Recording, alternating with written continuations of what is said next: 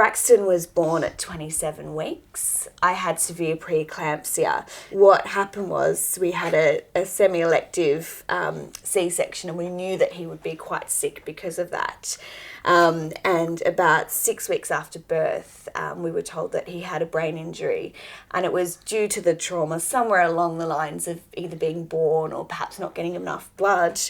And so we were told that it was called PVL, and we didn't know much more about it. It was very sort of panicky at the time, as you can imagine, but we understood that it turns into cerebral palsy, and cerebral palsy affects the muscles in the body, and your eyes being one of them. What we've discovered is that Braxton has a squint, so we detected that around 8 months of age, and he's been seeing his ophthalmologist since then. It's kind of tough for us at this age because he can't tell us what he can see, how much he can see. So we have a sort of suspicion. We feel like he can see things that are quite close up. Bless you, darling.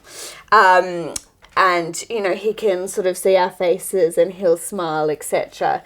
But it's quite difficult. So ongoing for Braxton, there's a lot of sort of tests and understanding what he can see.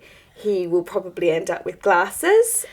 In terms of supporting the community, so we're really, really lucky. We've had loads of support for all elements of his cerebral palsy, but from the visual impairment perspective, we have a lovely lady called Sarah, and she has given us some really great tips about what to do to support Braxton's visual impairment. We found out that it's probably one of the better visual impairments to have because the eyes are a muscle.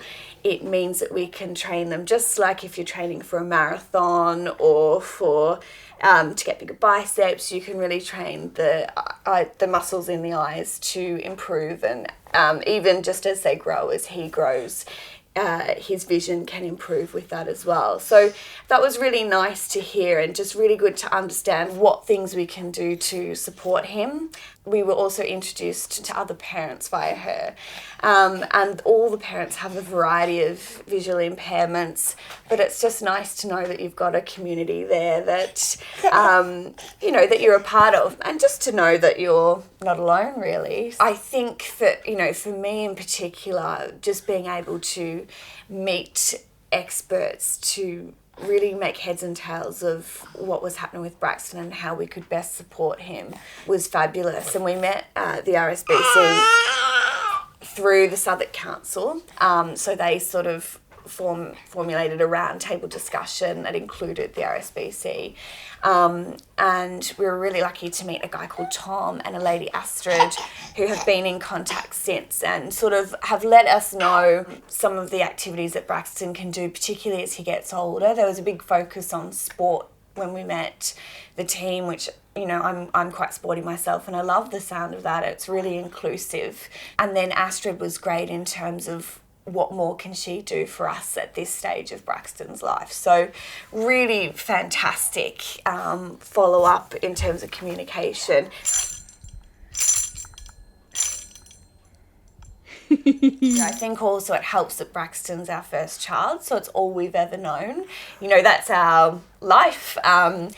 We were in hospital for 5 months with him, but that's just normal to us. I think it's perhaps a little tougher if it's your second or third child and you've known what it feels like to have a regular, you know, natural delivery. So for us, Braxton is our version of normal. But also, I mean, look at Brax.